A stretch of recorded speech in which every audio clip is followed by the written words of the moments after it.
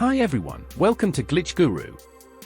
In today's video, we'll show you what to do if you encounter this setting is managed by your administrator error on your Windows 11 PC. To fix this, first go to the search menu. Type services in the text box. Then, hit enter. In the Services app that opens, you'll see a long list of services. Scroll down and find this Windows Update service. Now, change its startup type to automatic. Then, hit apply. Now, right-click on the Windows Update service. Then, select either Start or Restart option. Once you've done this, go to the search menu again. This time, type Registry Editor in the text box. Then, hit enter. In the Registry Editor window, paste this path in the address bar at the top.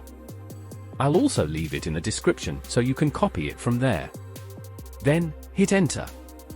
Once you're in this HypervisorEnforcedCodeIntegrity folder, double-click this enabled option.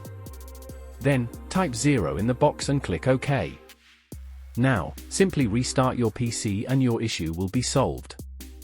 If you have any questions, feel free to ask in the comments below. And don't forget to subscribe.